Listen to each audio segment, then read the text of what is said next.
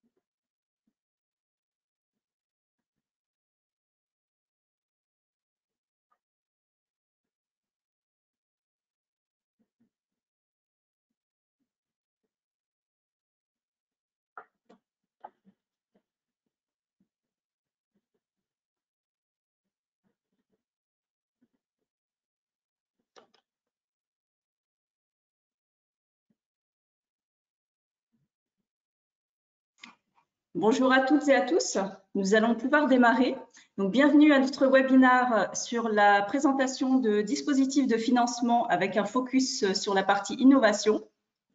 Nous avons le plaisir d'accueillir aujourd'hui Anne Quentin du pôle numérique de BPI France qui va pouvoir vous présenter donc l'ensemble des dispositifs de financement innovation.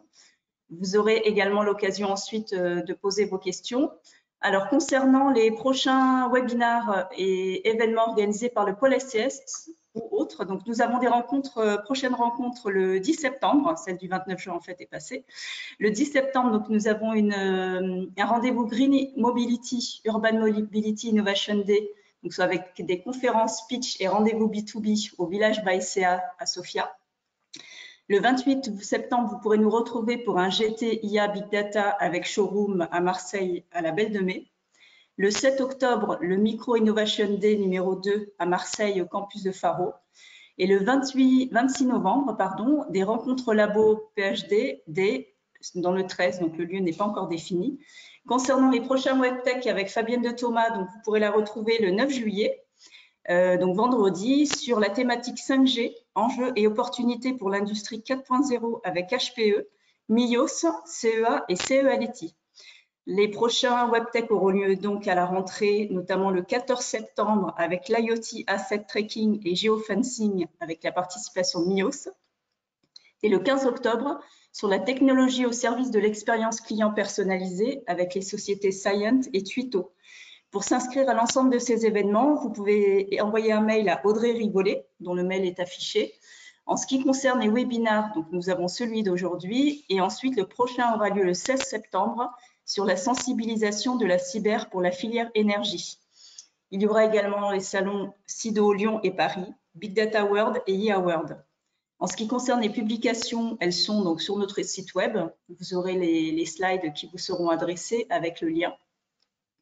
Donc, nous avons fait le tour des prochaines rencontres WebTech et webinaires. Je vous propose maintenant de vous présenter les modalités techniques de ce webinaire. Alors, concernant les micros, pour le confort de tous, ils sont coupés. Les micros des participants sont inactifs. Vous pouvez cependant poser vos questions via le module questions sur le tableau de bord. Elles seront traitées à la fin du webinaire. Les caméras également sont désactivées. Seuls les intervenants pourront les activer. Cette session est enregistrée et sera mise à disposition sur notre site web en replay. Concernant les slides, elles vous seront adressées comme à chaque fois dans l'après-midi. Et nous vous demanderons, si vous voulez bien, de prendre une petite minute de votre temps à la fin du webinaire pour pouvoir répondre à notre questionnaire de satisfaction. Je laisse la main à Gérard Martinez, donc directeur innovation du pôle SCS, pour la suite des événements. Très bon webinaire à tous. Merci Nadira, bonjour et bienvenue à tous. Donc nous avons notre 4e session sur la thématique dispositif de financement. Donc pour rappel, et puis vous pouvez aussi disposer de ces présentations sur notre site web. Nous avons eu les dispositifs fiscaux, donc CIR, CI et autres. Il y a eu la partie financement, mix entre capital et dette. Bien entendu, l'ensemble des appels à projets, donc Europe, nationaux et régions. Et là, nous avons le plaisir d'accueillir donc Anne Quentin de BPI France, qui va nous faire un panorama de l'ensemble des dispositifs de financement, principalement orientés innovation. Donc, cela s'inscrit dans une convention de partenariat. Hein, donc, très récemment, les pôles de compétitivité, dont fait partie le pôle SCS, ont signé une convention de partenariat avec BPI France. L'objectif est tout simplement d'avoir beaucoup plus de synergie, de renforcer l'ensemble des actions telles que celles que nous avons aujourd'hui afin de faire une promotion à la fois des dispositifs de BPI France, mais aussi des pôles de compétitivité et de leur valeur ajoutée sur un ensemble de thématiques et le financement en études. Voilà, donc là-dessus, quelque chose de beaucoup plus synthétique qui va être décrit par BPI France. Jusqu'à présent, on avait une couverture assez simpliste hein, de l'ensemble des instruments ou des financements que peut proposer BPI France. Et là, je remercie Anne donc, qui va nous faire une présentation un petit peu plus exhaustive et qui va, je l'espère, recréer ou créer un lien beaucoup plus direct aussi, si besoin de donner suite par rapport à cette présentation. Voilà, donc Anne, je te donne la main. Pour des questions de bande passante, je couperai aussi la caméra. Je pense que Anne fera une introduction et fera de même, et on restera en audio afin d'être beaucoup plus dans le confort de cette présentation. Je vous remercie. Merci Gérard, merci Nadira de m'avoir donné l'occasion de vous présenter les financements de BPI France. Donc, je vais vous faire une petite présentation de tous nos dispositifs. Donc, moi aussi, je vais couper ma caméra pour que les slides soient plus lisibles et que vous ne soyez pas perturbés. Et je répondrai bien sûr à toutes vos questions à la fin de cette présentation. Voilà, donc Gérard, si tu peux passer. Donc, en 2 mots, je vais vous présenter BPI, notre intervention au niveau des régions, nos différents métiers. Et puis, la grosse partie de la présentation sera le focus sur tous nos financements de l'innovation pour des projets monopartenaires. Et après, je vous dirai un petit mot de l'accompagnement et finirai par quelques rappels essentiels. Donc, BPI France, qui sommes-nous? Donc, BPI France est une banque publique d'investissement détenue par moitié par l'État et par moitié par la Caisse des dépôts. Et BPI France possède 3 sociétés, BPI France Financement, à laquelle j'appartiens, BPI France Investissement et BPI France Assurance Export. En 2 mots, BPI France Investissement investit au capital des entreprises, soit en amorçage, soit pour des montants beaucoup plus importants au capital des sociétés, pas forcément innovantes d'ailleurs, de toutes les sociétés. Et ensuite, BPI France Assurance Export, là, on a repris tous les attributs qui étaient ceux de la COFAS avant pour aider les entreprises à l'export. Donc maintenant, je vais vous parler plus spécifiquement de BPI France Financement. BPI France Financement, c'est quoi? C'est 50 implantations en région. Donc, et 90% de nos décisions sont prises dans les régions, ce qui signifie que vous avez un interlocuteur privilégié dans chaque région au plus près de vous et que toutes les décisions sont prises en un délai moyen entre 1 et 3 mois, très rapidement. Donc, la carte n'est pas à jour. Alors, juste si tu peux revenir sur la carte précédente, voilà, juste pour vous, un petit rappel en PACA, on a une implantation également maintenant à Avignon, dans le Vaucluse, pour tous les projets qui dépendraient du Vaucluse. Voilà. Donc, je te laisse passer. Que fait la direction régionale? La direction régionale a plusieurs métiers. L'innovation, dont je vais vous parler en détail, le financement et la garantie, l'export et les fonds propres. Donc, dans chaque direction régionale, vous trouvez un interlocuteur dédié à ces métiers spécifiques et que vous pouvez, alors le point d'entrée peut être l'innovation, mais après, vous pouvez avoir quelqu'un qui vous parle financement ou vous pouvez avoir quelqu'un qui vous parle de l'export. Si tu peux passer au slide suivant. Donc voilà, ça c'est ma lettre. Voilà, alors là, ce slide, c'est très important en fait. Je vous laisserai le lire attentivement, mais en fait, à BPI France, notre force, c'est que nous assurons le continuum du financement, c'est-à-dire à chaque étape clé du développement de votre entreprise, un produit BPI France peut vous intéresser, que ce soit au niveau de la création, si vous avez une idée innovante, on peut vous la financer. Au cours de la vie de l'entreprise, avec des phases de financement, de croissance externe, d'achat de bâtiments, on peut vous les financer. La garantie joue à toutes les phases de création, ça veut dire depuis la création jusqu'au développement de votre entreprise, c'est-à-dire qu'on garantit les prêts bancaires pour que le banquier ait moins de risques et donc puisse intervenir plus facilement dans vos sociétés. Nous intervenons également au niveau des fonds propres, comme je vous ai dit, avec le BPI France Investissement. Et à l'export, nous suivons toute votre phase de développement à l'export avec de nombreux produits qui sont dédiés. Donc, focus sur l'innovation. Donc, l'innovation, c'est ma partie. Donc, moi, je suis chargée d'affaires innovation au sein de la direction régionale de Marseille. Je suis l'interlocutrice privilégiée du pôle SCS sur toute la région. Et si vous cherchez un point d'entrée, vous pouvez m'adresser votre mail et après, je ferai le lien avec les différents chargés d'affaires, qu'ils soient sur Avignon ou sur Nice ou même sur Marseille, puisqu'on est divisé en deux. Et ça, je vous le dirai à la fin, qui sera votre interlocuteur privilégié.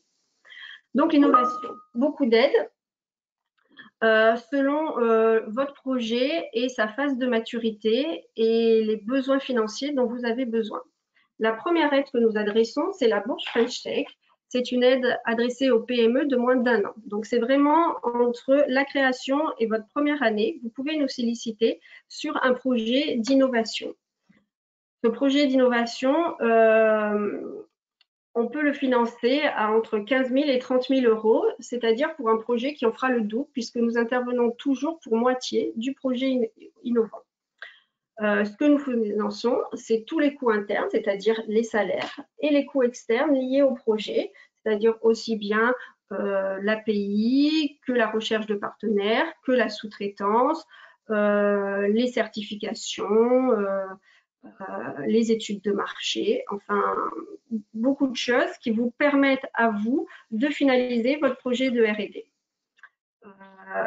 Le financement est plafonné au fonds propres, c'est-à-dire que pour un projet qui ferait 60 000 euros au total, BPI France peut intervenir pour 30 000 euros, mais en contrepartie, nous demandons que la société ait 30 000 euros en fonds propres.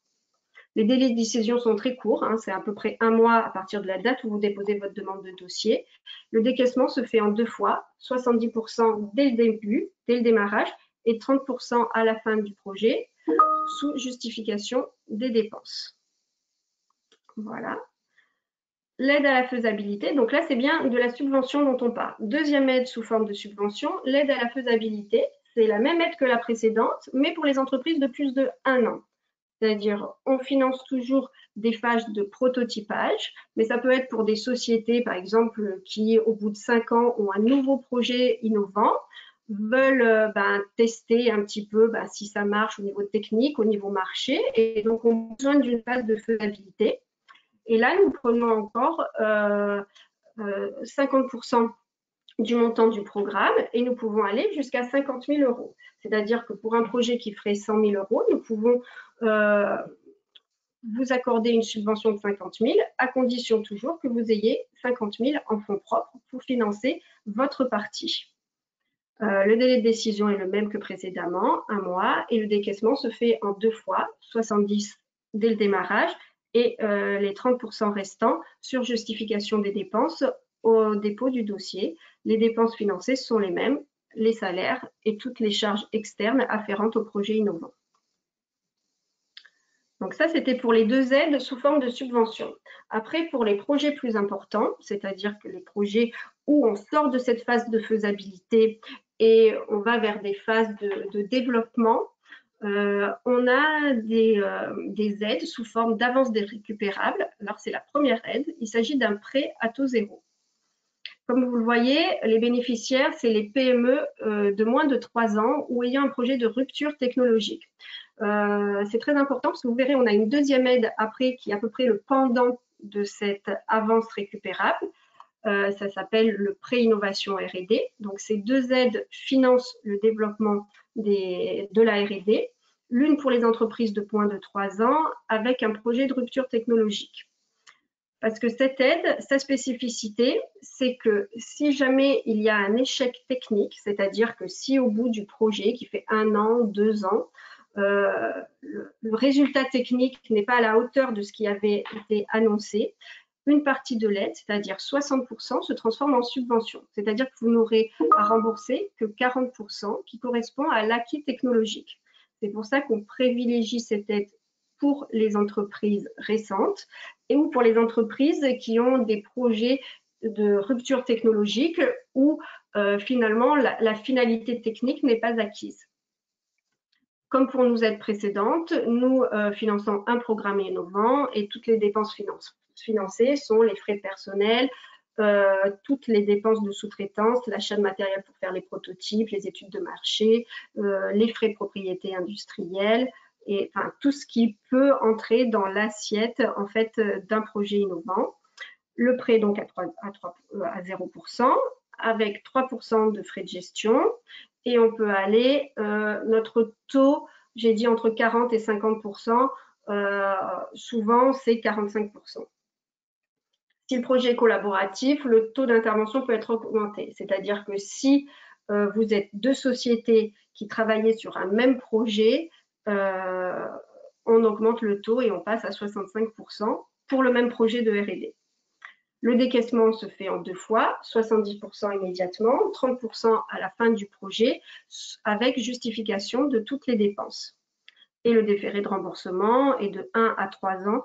Tout dépend de la nature de votre projet et sa durée initiale. C'est-à-dire sur des projets courts où le marché va être très rapide à atteindre, pour des projets par exemple de développement de logiciels qui peuvent être très courts, donc le déféré va être plus court. Pour des projets de biotech que nous finançons par ailleurs, le temps de développement est très long, le marché est très long à atteindre et là le différé est donc plus long et on peut aller jusqu'à 3 ans. Donc, si on passe à l'autre aide, ce que je vous parlais tout à l'heure, oui, c'est le prêt innovation R&D. Donc ça, c'est le pendant de la première aide. C'est donc destiné aux entreprises de plus de 3 ans pour financer tous les programmes d'innovation. Alors, c'est un prêt à taux bonifié, donc il n'est pas 0%. Actuellement, il est à 0,79%. C'est un prêt qui change, un taux qui change tous les mois, mais les ordres de grandeur restent les mêmes. On finance 80%, on peut aller jusqu'à 80%. Bah alors, c'est très rare de financer 80% du taux de l'ensemble d'un programme de R&D, mais on peut aller entre 50 et 60. 60 cette année, comme on a eu une enveloppe assez considérable, on y va assez souvent. La durée, c'est un prêt qui est entre 5 et 8 ans, avec là aussi un différé de 1 à 3 ans pour le remboursement. Les frais de dossier sont de 0,4%. Et le déféré, donc je vous disais, de 1 à 3 ans. L'intérêt de ce prêt, c'est qu'il est décaissé en une seule fois au début du programme et qu'à la fin, on ne va pas vous demander de justifier vos dépenses. Et fait intéressant aussi, si vous faites du crédit d'impôt recherche, c'est-à-dire vous pouvez, si vous faites un projet par exemple qui vous coûte 200 000 €, 100 000 sont prêtés par BPI France, 100 000 sont apportés par votre entreprise. Pour le prêt innovation, c'est-à-dire l'enveloppe globale du projet, les 200 000 peuvent être ajoutés à l'assiette du CIR. Tandis que pour l'aide précédente, l'avance récupérable, c'est que les 100 000 de la société qui seront ajoutés à l'enveloppe du CIR, les 100 000 seront ajoutés quand vous les rembourserez, puisqu'à cause de la fameuse clause d'échec technique qui est dans le premier projet. Voilà, donc ça, c'était nos projets qui financent les frais de recherche et de développement. Après, nous avons d'autres produits, puisque au départ, BPI France, la partie innovation, finançait exclusivement la recherche et le développement. Et on s'est aperçu que beaucoup de nos entreprises innovantes avaient, après avoir financé leur R&D grâce à nos solutions, grâce au CIR, grâce à des programmes collaboratifs, devaient commercialiser, industrialiser leur innovation et que ça coûtait encore beaucoup d'argent. Donc, on a mis en place le prêt pour l'innovation. C'est un prêt destiné aux PME de moins de 500 personnes et qui ont plus de 3 ans et qui sert à financer les dépenses immatérielles liées au lancement industriel et commercial d'innovation. Pourquoi immatériel? Parce qu'on ne peut pas rentrer en concurrence avec les banques qui sont là pour financer toutes vos dépenses matérielles si vous devez acheter des machines, par exemple. Nous, on finance essentiellement le recrutement, les frais de marketing, la participation à des salons et la hausse du BFR liée justement à cette nouvelle innovation que vous lancez sur le marché. C'est un prêt qui peut aller de 30 000 à 5 millions d'euros, voilà, et limité au double du montant des fonds propres. Le taux est bonifié. Alors, selon la CBF, ça veut dire cotation Banque de France. C'est-à-dire que plus votre cotation Banque de France est bonne, plus le taux du prêt sera intéressant. Il faut savoir qu'actuellement, les prêts vont de entre 1,5 et 5%. Ce qui est intéressant, c'est que c'est un prêt sur 7 ans avec 2 ans de différé de remboursement de capital. C'est un prêt qui est sans garantie, avec seulement une assurance emprunteur, et les frais de dossier sont limités à 0,4%. Donc, c'est un prêt qui est très important pour financer, par exemple, vous voulez recruter un commercial, vous voulez recruter un responsable de production, c'est ce produit-là qu'il vous faut. Voilà, donc ça, c'était le prêt pour l'innovation. Voilà. Donc là, on va passer à la partie levée de fonds. Donc, si vous avez l'intention de faire appel à des investisseurs, nous avons 2 produits qui peuvent vous intéresser. Un produit avant levée de fonds, le prêt d'amorçage, et un produit qui va intervenir avec la levée de fonds. Donc, ce premier produit, le prêt d'amorçage, c'est un prêt, une sorte de prêt relais. En fait, on le destine aux entreprises de moins de 5 ans qui sont en phase de levée de fonds. Et c'est en attendant que les investisseurs, parce que les levées de fonds prennent entre, on va dire, 6 mois et 1 an. Et si vous avez des besoins de trésorerie dans cette période, nous, on peut intervenir avec un prêt qui va de 50 000 à 100 000 euros pour vous aider à vos besoins de trésorerie pendant cette période avant que les fonds arrivent. C'est un prêt sur 8 ans avec 3 ans de différé de remboursement de capital, sans garantie ni caution. Ce prêt a un taux au niveau de 4%. Le taux peut paraître élevé, mais il faut le comparer, pas avec un prêt classique, mais avec une levée de fonds, où bien sûr, où les taux, voilà, sont, si je peux parler de taux, sont très différents. Donc, ce prêt d'amorçage est très intéressant pour avant levée de fonds si vous avez des besoins de trésorerie.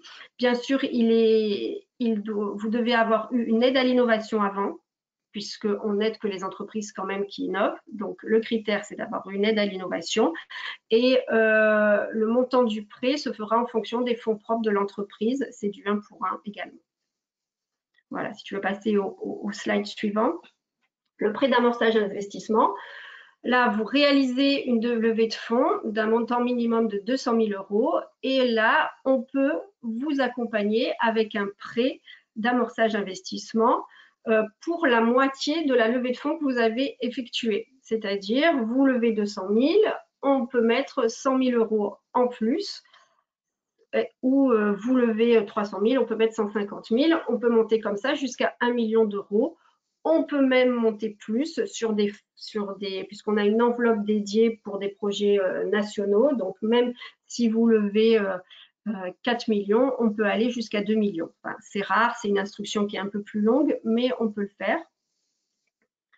Alors, ce prêt a 2 intérêts. Déjà, compléter la levée de fonds. Si les montants que vous souhaitiez, par exemple, vous vouliez faire une levée de fonds de 800 000, vous n'avez que 500. Nous, on peut mettre 250, ce qui vous fait à peu près 750 et ce qui vous permet de réaliser vos projets tels que vous le souhaitez. Et deuxième avantage, ça vous permet d'être moins dilué également. Donc, c'est comme alors là, c'est destiné aux PME de moins de 8 ans. Les dates sont importantes, hein, moins de 5 ans pour le précédent, moins de 8 ans pour celui-là.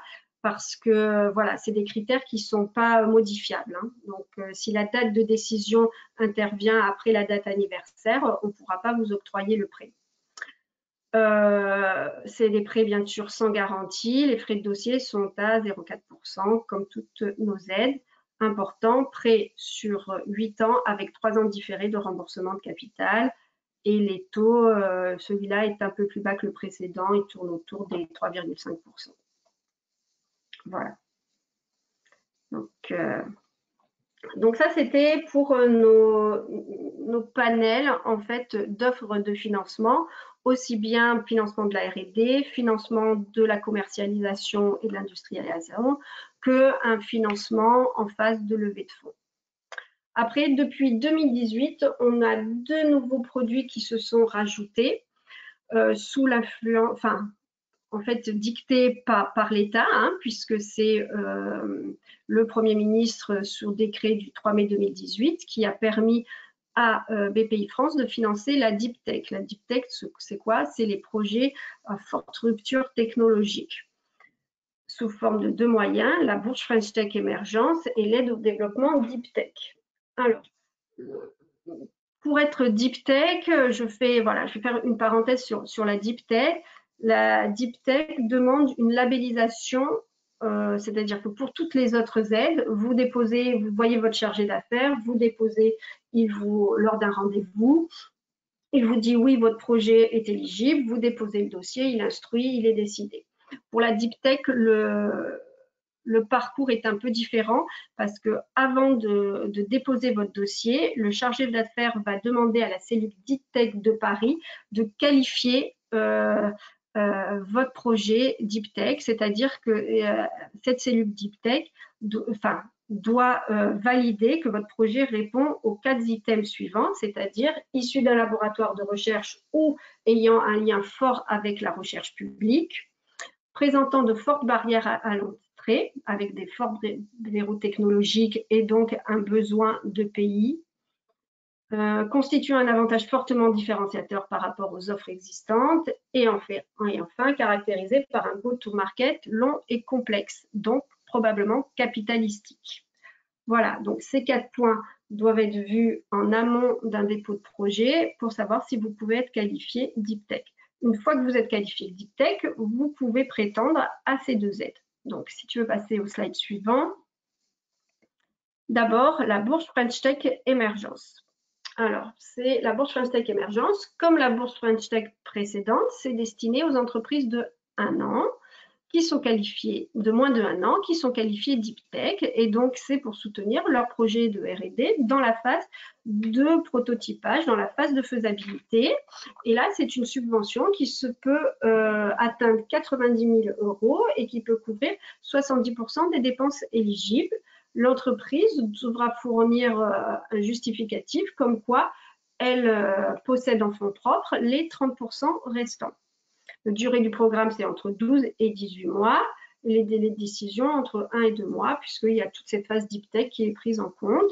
Le décaissement, comme nos aides précédentes, sont faits en 2 fois, 70% au démarrage du projet, 30% à la fin, sur justification des dépenses. Donc, cette première aide, sous forme de subvention, permet pour un projet Deep Tech de valider une phase de faisabilité. Donc, ensuite, la deuxième aide, l'aide au développement Deep Tech, ça correspond à l'avance récupérable. En fait, c'est un mix de subventions et de prêts à taux zéro qui finance donc l'ensemble des 2, subventions et avances récupérables, finance 45% d'un projet innovant. Donc, à vous d'avoir les fonds propres suffisants pour financer les 55% restants de votre projet. Donc là, on finance le développement d'un projet Deep Tech. Toutes les dépenses éligibles sont les dépenses de salaire, ainsi que les dépenses de prestations techniques, juridiques, la recherche de partenaires, les investissements, la propriété industrielle. C'est des projets qui sont assez longs, puisqu'en fait, les montants en moyenne, ça c'est les montants d'aide, c'est 1,2 million d'euros. Donc le projet doit être beaucoup plus important, voilà, puisque en moyenne, c'est entre 500 000 et 2 millions d'euros. Les délais de décision est plus important parce que alors c'est la dernière note du slide, on fait appel à une expertise externe qui est obligatoire. Donc l'expertise externe obligatoire, c'est un expert que nous choisissons avec accord bien sûr de la société pour bien sûr des clauses de confidentialité. Cet expert va nous faire une expertise sur à la fois la partie technique et la partie économique du projet et ça validera si BPI France peut intervenir pour le financement de ce projet. Voilà, donc ça c'est des... Après, si vous avez des questions spécifiques, je pourrais revenir sur ces aides. Au niveau du mix subvention avance récupérable, juste voilà, si tu peux t'arrêter, enfin, c'est pas forcément 50%, 50-50, hein, ça peut être 25 en subvention, 75 en avance récupérable. Ça change un peu, donc ça, c'est quand vous rencontrerez le chargé d'affaires, c'est lui qui vous dira quel est le mix entre subvention et avance récupérable. Voilà. Enfin, la dernière aide, c'est les OC French Tech Seed. Donc là, c'est BPI France qui rentre au capital de votre société par l'émission d'OC, donc d'obligations convertibles. Alors, ces obligations convertibles, ça double une petite levée de fonds, hein, puisque en fait, c'est destiné aux PME de moins de 3 ans qui ont réalisé une levée de fonds avec inférieure à 3 mois et qui sont labellisés par un prescripteur French Tech Seed. Alors, les prescripteurs French Tech Seed, c'est dans chaque région ou même en région, il y en a plusieurs. Par exemple, ça peut être un incubateur, une SAT, voilà, donc vous vous rapprochez, vous déposez un dossier, il labellise votre dossier et ensuite il est instruit par BPI. Attention, la labellisation ne veut pas dire que vous avez forcément les OC. Il faut ensuite que vous déposiez un dossier et qu'après il soit décidé favorablement par la direction régionale de BPI France. Donc, point important, la levée de fonds que vous réalisez pour qu'on puisse s'adosser dessus doivent être réalisées auprès de fonds agréés AMF ou de Business Angel, avec au moins 50% de nouveaux investisseurs, c'est-à-dire que ce n'est pas les fondateurs qui doivent remettre, on doit avoir des nouveaux investisseurs qui entrent dans cette levée de fonds. Le montant, c'est de 50 000 à 250 000 euros. Par exemple, pour une levée de fonds de 100 000, on mettra 200 000 euros. Un point important, le taux est capitalisé annuellement, c'est-à-dire c'est un taux de 7%, mais chaque année, on fait 7% du montant de l'année précédente, plus les 7%. Le remboursement se fait en une seule fois au bout de 5 ans. Alors, ce qu'il faut bien comprendre avec les OC French Tech Seed, c'est que BPI France les convertira très rarement. Même si elle peut les convertir, c'est-à-dire elle peut les convertir si vous faites une levée de fonds de 2 millions d'euros, elle peut regarder votre dossier et voir si elle rentre au capital. Mais sur le nombre de dossiers qu'on fait, il y aura très peu de cas où elles seront converties. Donc, il faut bien avoir en tête que la plupart du temps, on va vous demander de nous les rembourser au bout de 5 ans. Voilà, ça c'est le dernier produit. L'accompagnement. Donc, sur l'accompagnement, en fait, nous avons différentes sortes de diagnostics à BPI France et pour tous les diagnostics, la démarche est la suivante. Vous postulez à un diagnostic pour un certain nombre de besoins que nous allons détailler et BPI France va prendre en charge la moitié des coûts du consultant et dans la plupart des cas, ce consultant est sélectionné par nos services. Voilà, donc on a un certain nombre de diag qui peuvent intéresser les membres du pôle SCS, c'est pour ça que je vous les ai mis. Donc d'abord le diag Big Data, intelligence artificielle, c'est-à-dire si vous souhaitez valoriser vos data et développer de nouveaux produits ou services avec vos données. Donc là également, un consultant va venir dans votre entreprise, il va vous écouter, voir un peu quelles sont vos données et comment les valoriser, et il y aura un diagnostic à la fin. Et à chaque fois, BPI France prend 50% du coût du diagnostic. Voilà, donc ça, c'était pour le diagnostic Big Data. Donc, si vous voulez plus de renseignements sur tous les diagnostics, je vous ai mis à la fin des slides, pour plus d'informations, le lien Internet et parfois, il y a le nom de la personne qui s'en occupe. Le Diag Design, c'est que vous souhaitez intégrer une démarche, une stratégie design adaptée à votre situation ou besoin. Ça peut être bien sûr le design produit, mais pas que. Hein, ça peut être un design process, voilà, sur de l'usage. Donc tout ça également, un diagnostiqueur va venir dans votre entreprise et il va rendre un rapport qui va vous permettre d'inclure le design dans la stratégie de votre entreprise. Troisième diagnostic, le diagnostic croissance. En fait, quand la R&D a été validée, que vous êtes en phase soit de levée de fonds, soit que la commercialisation démarre très bien, voilà, vous souhaitez accélérer votre croissance, mais vous ne savez pas comment faire. Est-ce que c'est de la croissance externe? Est-ce que il faut aller plutôt à l'export? Voilà, donc ça, ce diag croissance vous est destiné. C'est d'ailleurs destiné qu'aux startups. Et là, c'est un expert qui va vous proposer des solutions pour accompagner votre stratégie. Voilà. Donc, partenariat technologique international. Donc, ça, c'est si vous souhaitez postuler un appel à projet de R&D collaboratif européens ou internationaux. Donc ça, les membres du pôle SCS peuvent vous accompagner pour voilà, vous aiguiller sur les appels à projets qui existent. Et nous, BPI France, on peut financer un expert qui vous aidera à rédiger votre dossier de candidature aux appels à projets, Horizon Europe, Eureka et d'autres appels à projets, parce que un appel à projet, c'est beaucoup d'argent, souvent en subvention, mais c'est beaucoup de travail en amont, car les dossiers sont assez compliqué à monter. Il faut avoir le nombre de partenaires, des partenaires souvent académiques ou des grosses entreprises. Et c'est bien de se faire accompagner par quelqu'un qui maîtrise tous les tenants et aboutissants de ces appels à projets pour vous aider à y répondre au mieux possible et avoir des chances d'être sélectionné. Et c'est pour ça que nous prenons en charge 50% du coût de cet intervenant et qui peut se monter jusqu'à 25 000 €. Voilà, ça c'était le Diag Europe. Donc ça, le Diag Europe, c'est très spécifique. C'est si vous souhaitez candidater à l'instrument PME.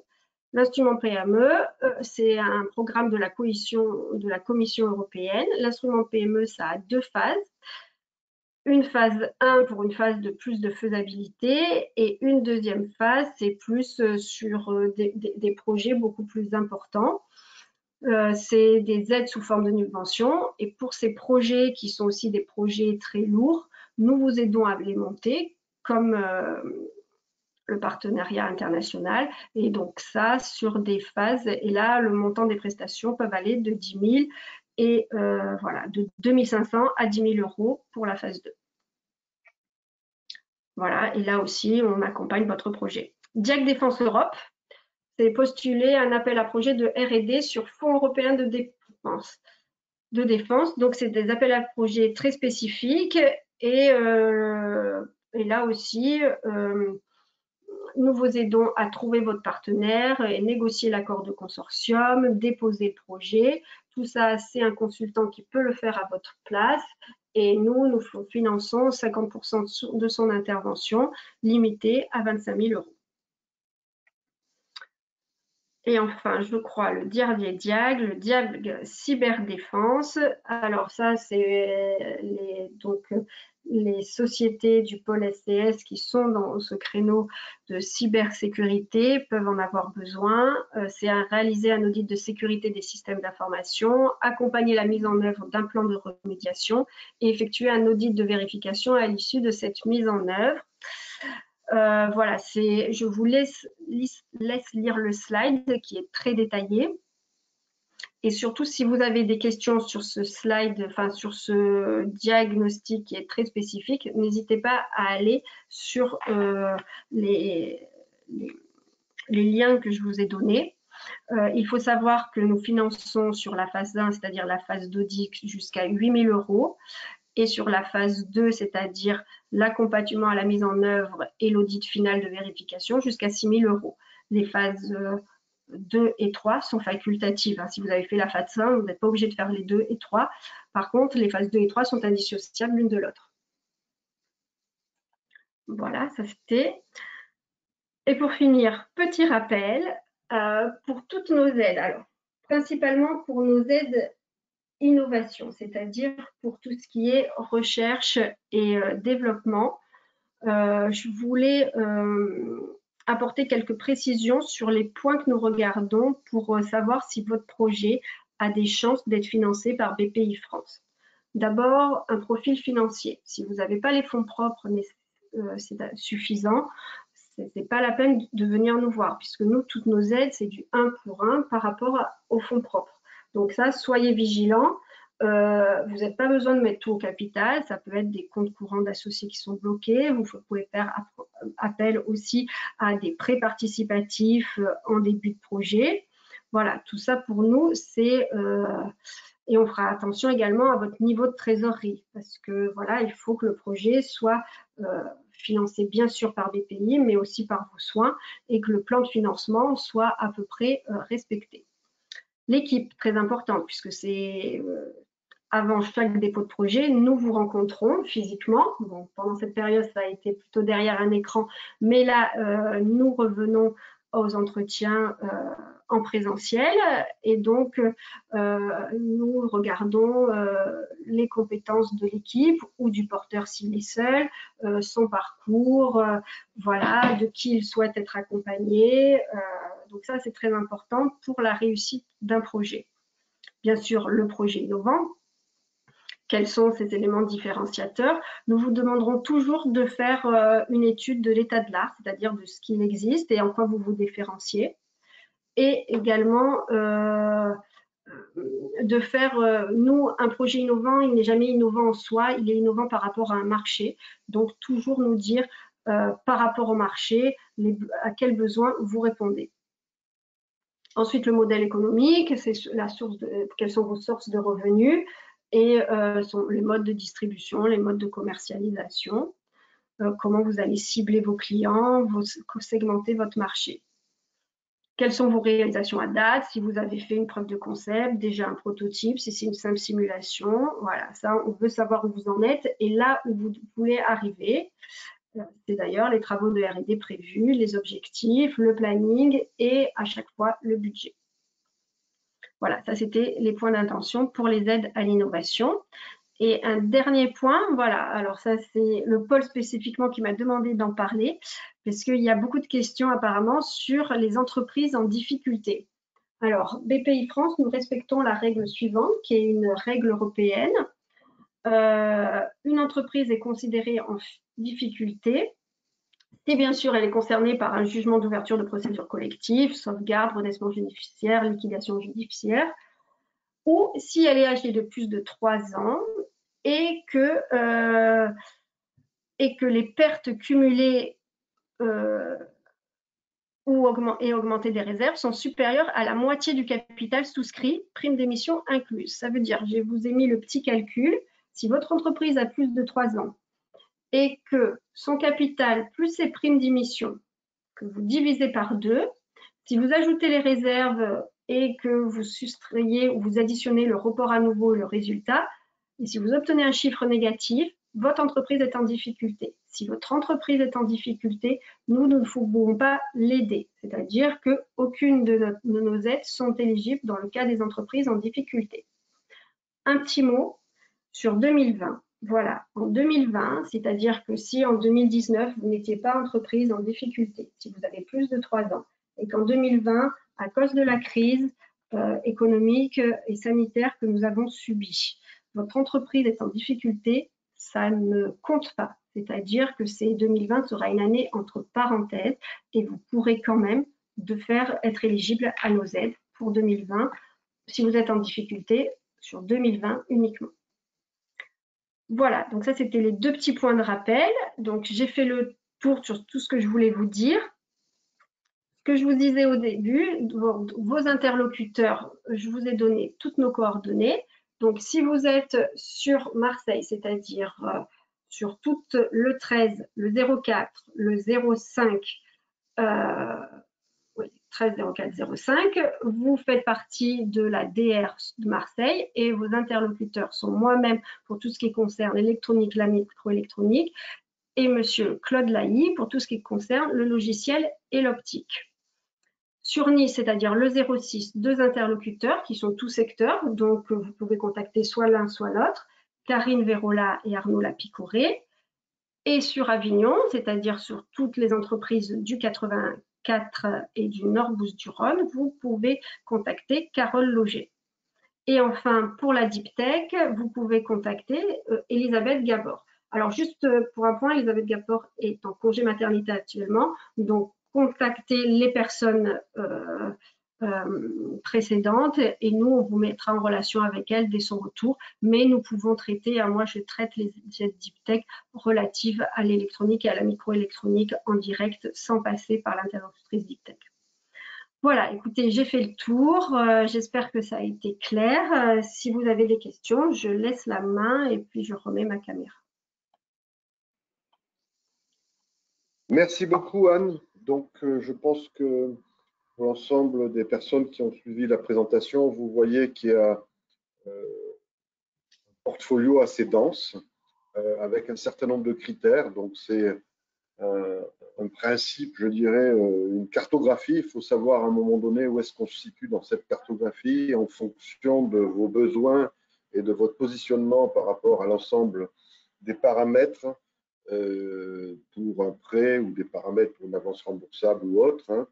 Vous avez un petit travail préliminaire de diagnostic aussi lié à l'état financier de la société ou en fonction de sa levée de fonds, l'état de maturité. Donc, je pense que là-dessus, un certain nombre de nos membres sont déjà bien au fait sur l'ensemble de ces produits et mécanismes offerts par BPI. Ceci étant, je vous invite à vous tenir au courant parce que ou d'avoir une bonne anticipation. Très souvent, bon, même si j'ai vu qu'il y avait un certain nombre de délais très courts, l'ordre d'un mois pour certaines décisions auprès de la BPI, mais il y a toujours un travail préliminaire qui consiste à effectuer le bon diagnostic et qui consiste à préparer le dossier pour être potentiellement éligible déjà du premier coup et ensuite d'apporter le maximum de paramètres nécessaires à la BPI pour décider. Voilà. Donc Anne, merci beaucoup. Je vais donc vous repasser la main à toi et à Nadira pour les questions s'il y en a. Nadira. Oui, effectivement, on a pas mal de questions. Ça a suscité beaucoup d'intérêt. Merci Anne pour ton intervention. J'ai beaucoup de remerciements sur au niveau des questions des personnes qui me disent que la présentation était très riche en informations. Donc, je pense que ça a répondu à pas mal de questionnements. Alors, une question d'une personne qui fait partie d'une start-up qui demande si tu peux nous confirmer ou non si une start-up d'un capital de 30 KE qui a moins d'un an peut financer un achat de matériel d'un montant de 15 KE via le prêt à taux zéro. C'était en fait le financement avance remboursable, avance récupérable, pardon, qui est en slide 14. Alors, si elle a moins d'un an et qu'elle est start-up, elle peut accéder, enfin, puisqu'elle a un capital qui est que de 30 000 €, elle peut être éligible à la bourse French Tech Émergence, à la bourse French Tech. D'accord. Donc, c'est plutôt ce dispositif qu'il faut viser. Voilà, donc, et là, c'est de la subvention, donc c'est plus intéressant pour elle. Et là, bien sûr, si le matériel, alors, dans le cas de matériel, nous finançons, alors, quelles que soient nos aides, que ce soit le financement, que ce soit de la subvention ou de l'avance du prêt à taux zéro, nous finançons sur le matériel l'amortissement sur la durée du projet. Par exemple, si vous achetez un matériel qui fait 100 000 €, si vous l'amortissez sur 3 ans et si le projet, puisque le matériel s'amortit entre 5 et 3 ans, si vous l'amortissez sur 3 ans, vous pourrez mettre dans votre assiette du projet que 33 000 €. Donc, c'est bien pour le matériel, c'est l'amortissement que nous prenons en compte sur la durée du projet. Par contre, si vous réalisez un prototype, par exemple, vous avez besoin de pièces mécaniques pour réaliser votre prototype, de cartes électroniques, et bien là, on prend la totalité de la fabrication de la carte électronique, par exemple, dans l'enveloppe du devis. C'est clair pour la personne. Très bien, merci. Une autre question concernant l'accumulation de prêts. Est-ce qu'il est possible de cumuler un prêt pour l'innovation, pour le lancement commercial et un prêt d'amorçage? Oui. Alors, les seules aides qui ne sont pas cumulables, c'est notre aide à l'innovation, nos aides pour financer la R&D, puisqu'on finance un programme de R&D les uns après les autres. Donc, vous ne pouvez pas financer 2 programmes de R&D en même temps, puisque à chaque fois, c'est limité aux fonds propres. Mais par contre, vous pouvez financer un programme de R&D en même temps qu'un programme de lancement industriel sur une autre innovation que vous avez développée précédemment. Pareil, vous pouvez, si vous êtes en phase de levée de fonds, vous pouvez demander un prêt pour un prêt d'amorçage et si vous êtes en phase de commercialisation en même temps, un prêt innovation. Mais il faut savoir que chaque prêt étant limité aux fonds propres, voilà, il faut avoir des fonds propres importants pour nous solliciter à chaque fois. Voilà, c'est ça, c'est votre chargé d'affaires qui va déterminer, voilà, peut-être sur cette enveloppe de fonds propres que vous avez, on va mettre un peu en PI, un peu en PA, un peu en PI R&D pour vous aider à tout financer, savoir, et ça c'est une vraie discussion que vous avez avec votre chargé d'affaires sur la stratégie de financement. Quel est le produit le mieux adapté à votre phase de développement?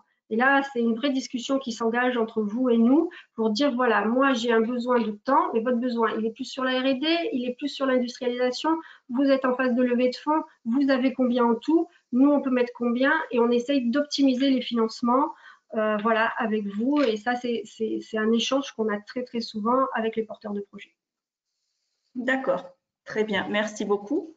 Une autre question concernant les fonds obtenus sur subvention de l'État de type IDEX, LABEX, est-ce qu'ils comptent dans les fonds propres? Est-ce qu'ils sont pris en compte dans les fonds propres? Non, nous, c'est les… Alors, tout dépend. Alors ça, voilà, tout dépend comment votre expert comptable les remonte.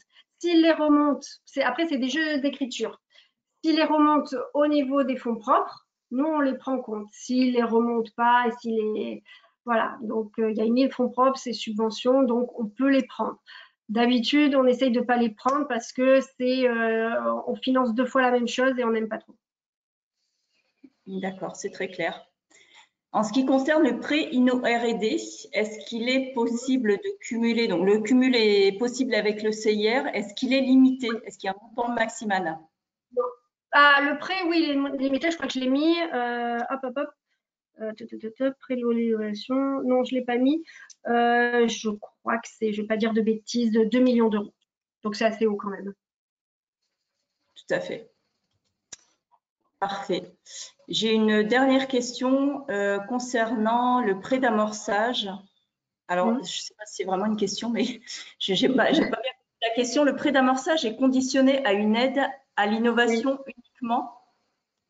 Oui, mais ça peut être une aide, par exemple, si vous avez participé à un FUI, voilà, ce genre de choses. Si vous faites, alors, une aide à l'innovation, oui, ça peut être une aide à l'innovation plus générale. Ce n'est pas forcément une aide à l'innovation de BPI France. Donc, ça signifie qu'on est sélectionné sur un appel à projet de type, je ne sais pas, concours Innov, par exemple. Oui. On bénéficie d'une aide, d'une subvention. Donc, ça fait partie de ce paramètre. En fait, si tu veux, c'est pour qualifier le caractère innovant, parce que le prêt d'amorçage est quand même destiné à des entreprises innovantes. Donc, si elles n'ont pas été aidées chez nous, si elles ont été aidées par ailleurs sur leur qualité innovante, eh ben, elles peuvent bénéficier de ce prêt. Okay. D'accord. Parce que, comme vous l'avez vu, tous les dispositifs sont quand même dédiés à des entreprises innovantes.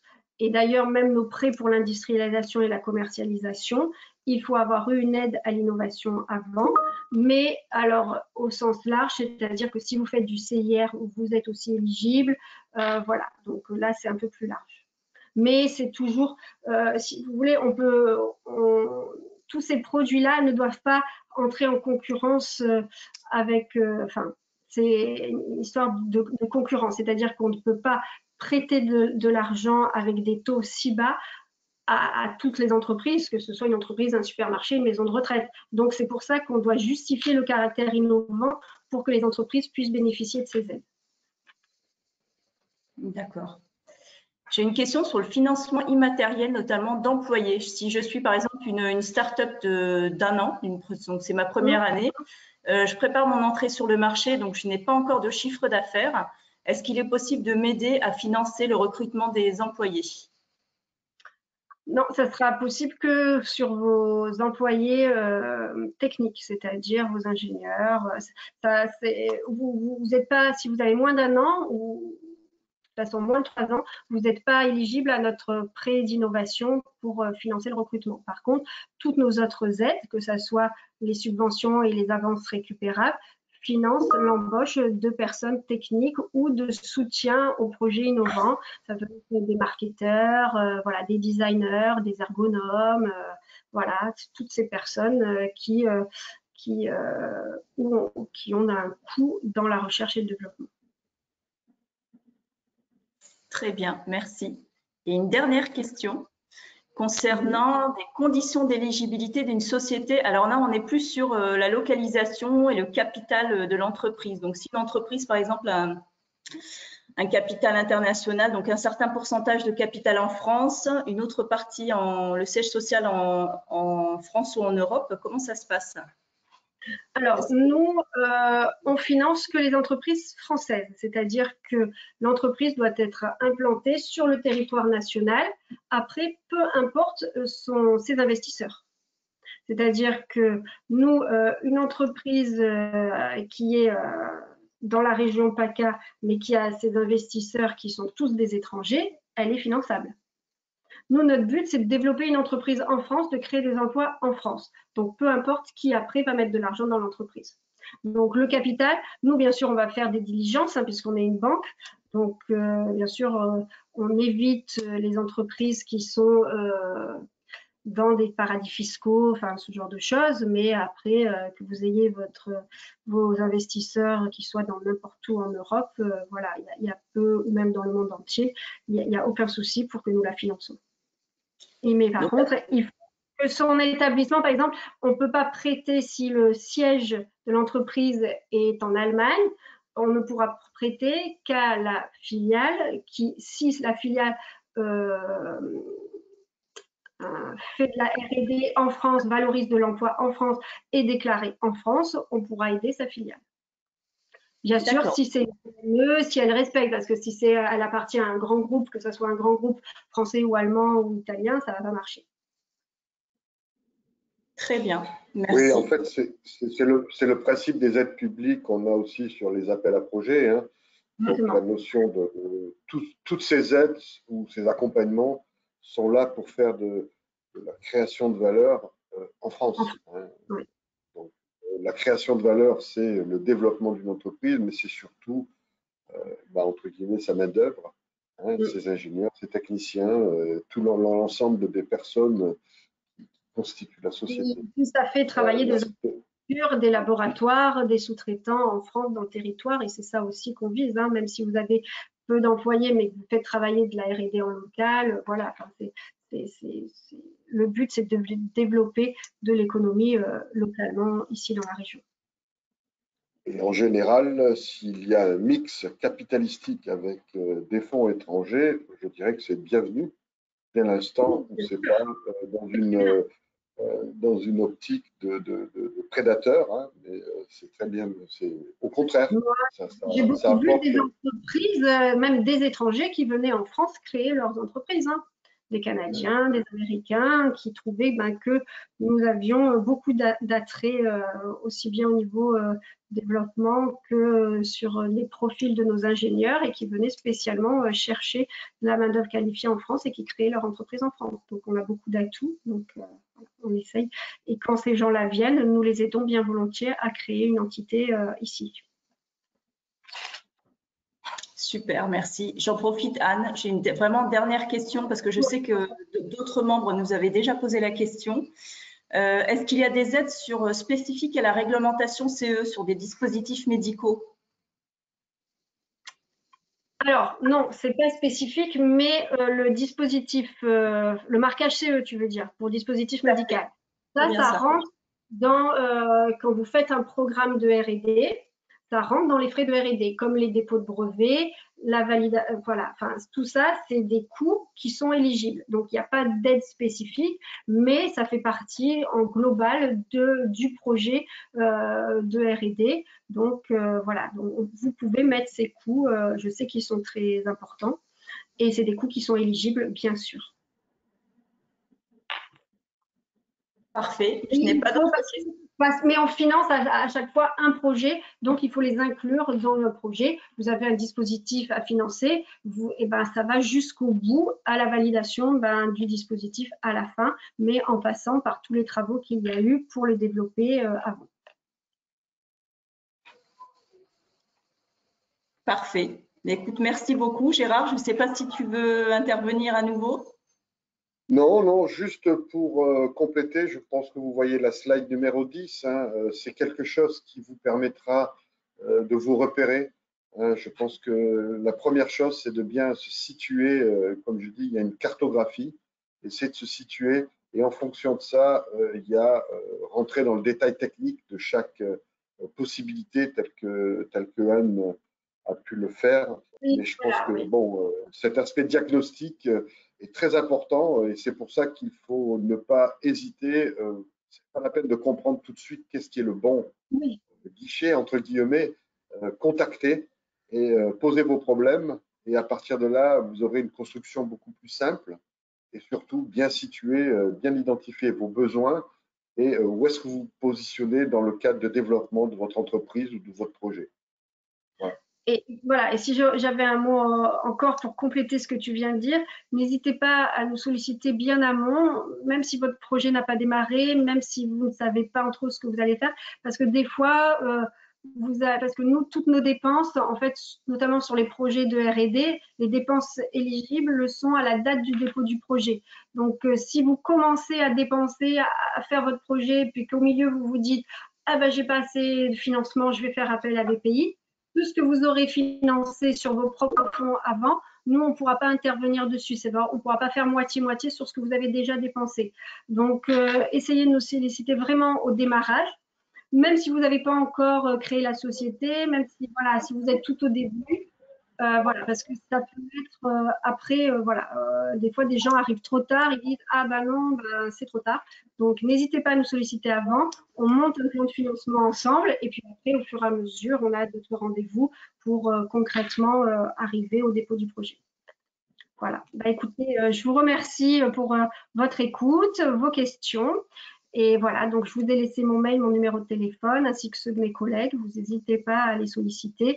Et je pense que le pôle, de toute façon, pourra déjà faire un petit débriefing et savoir si vous êtes ou non éligible à nos aides. Merci beaucoup à tous. Merci Anne, merci à vous. Et je pense que nous pouvons donc clôturer cette 4e session dans le dispositif de financement. Merci à vous. Merci.